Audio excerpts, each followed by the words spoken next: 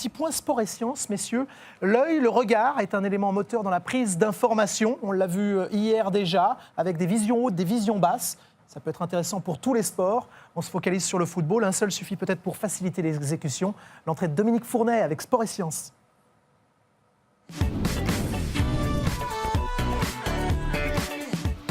Salut Dominique. Bonjour Thomas. On est plutôt sur une histoire d'œil moteur aujourd'hui. Oui, tout à fait. Mais moi, je pense souvent à l'œil directeur quand on passe, quand on va au service militaire, on tire avec un fusil avec l'œil directeur. Là, c'est pas l'œil directeur. Non, c'est-à-dire que l'œil directeur sert à justement prendre une cible fixe, alors que l'œil moteur, lui, prend le mouvement. Donc ça peut être le même, mais chez certaines personnes, des fois, on a un œil directeur à gauche et un œil moteur à droite ou inversement. On a vu que le mieux, c'était de nous montrer si on avait des cas différents sur le plateau. Hein. Je vous invite, on est 5, allez-y. Yann, venez me voir. Allez. Voilà, le Mettez-vous premier ici. venu. C'est moi qui inaugure. Voilà. Donc vous mettez comme ça, voilà, ici. Et puis, donc, je vais faire juste deux petites choses. Vous regardez juste devant, sur l'œil droit. Voilà. Je stimule l'œil droit. Je donne quelques informations. Et puis, je regarde comment Yann se gaine ou se coordonne. On y est, c'est parti. Et là, on voit que j'ai beau essayer de pousser, ça tient sans problème.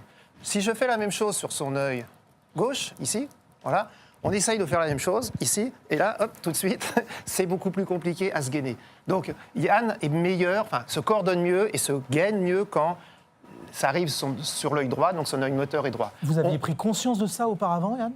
Non, c'est vrai que c'est pas des questions qu'on se pose tous les jours. Merci Dominique, on apprend toujours un truc, Alex Passot. Un cas opposé peut-être? Ah, bien sûr, on va demander. Merci Yann. Venez là. Voilà. Ici, Laurent, donc même chose. Hein. Donc voilà, écarte un tout petit peu les pieds. Voilà. Donc si je viens sur son œil gauche, d'accord, où Yann n'était pas très fort, qu'est-ce qu'on va constater ici? C'est que si je tiens, là on voit qu'il n'y a aucun souci pour Laurent. Par contre, dès que l'information arrive sur son œil droit, on essaye de résister, et là, hop, tout de suite, c'est beaucoup plus compliqué. Vous l'avez brouillé les pistes. Voilà. Donc c'est-à-dire. Hier, on Oui. a vu ça, des oppositions avec la tablette. Mon œil moteur n'était pas très bon, donc on va demander à Dominique Fass de vous montrer un cas comme celui du milieu de terrain. Bon, ce sera Zonzi face à Kanté, mais voyons ce que fait N'Golo Kanté. Oui, alors on voit N'Golo Kanté est comme Yann sur œil droit. Donc systématiquement, voilà, on va mieux le voir ici. Vous voyez, il attaque, il laisse le joueur sur son côté droit. D'accord ? À chaque fois qu'il arrive sur le côté droit, il va être beaucoup plus rapide et beaucoup plus efficace. Et là, il anticipe. Voilà, ici. On le revoit ici, vous voyez, tout de suite. On pourrait penser qu'il aille sur la droite du joueur. Non, il va sur la gauche du joueur pour l'avoir sur son œil droit radar. Et puis à ce moment-là, tout de suite, il peut intervenir très rapidement. Et il est gainé, ça se passe très bien et très facilement pour lui. 2 chances sur 2, vous avez les bonnes images? Ou il est vraiment dans une force innée où il délibérément va mettre ce joueur de côté? C'est-à-dire que comme c'est inconscient, comme disait Yann, ça se fait automatiquement, il n'y a pas le besoin de réfléchir. On peut s'entraîner justement pour voir les préférences, mais là, quand ça arrive ici, systématiquement, il va de ce côté-là, il va sur son œil droit. Laurent Robert, enfin, Paul Pogba en équipe de France. Voilà, c'est juste l'inverse. Si on a les images, voilà, on va voir que lui, on verra mieux un petit peu après, mais là, il est lui sur son œil gauche, vous voyez, il laisse le joueur blanc sur l'œil gauche, voilà, sur son côté gauche. Là, c'est exactement pareil. Vous voyez, il se remet complètement avec l'œil gauche en avant, donc il laisse le joueur sur sa gauche, et puis là on va bien le voir aussi. Vous voyez, tout de suite il intervient, tout de suite le joueur est sur sa gauche, et là il peut se coordonner, il peut beaucoup mieux interagir avec le ballon ou contre l'adversaire.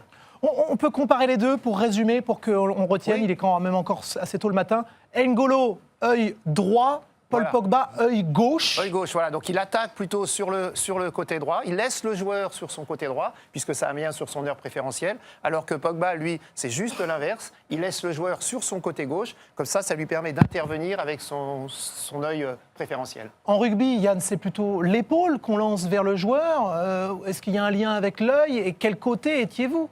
En défense, effectivement, on a toujours une épaule préférée quand on défend. Et c'est vrai, pour en avoir parlé tout à l'heure, tout ce qui m'arrivait sur la gauche, j'étais beaucoup moins à l'aise que tout ce qui m'arrivait sur la droite, quoi.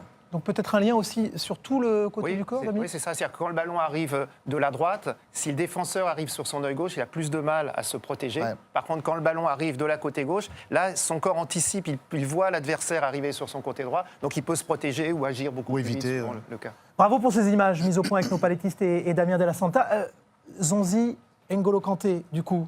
Zonzi est comme Pogba ou... Alors Zonzi, dans ce qu'on a vu, est beaucoup plus comme N'Golo Kanté, c'est-à-dire œil droit également. Œil droit. Bon, on va voir s'il faut qu'on soit vigilant à gauche contre ces Danois. Merci beaucoup, Bah, merci. Dominique. I must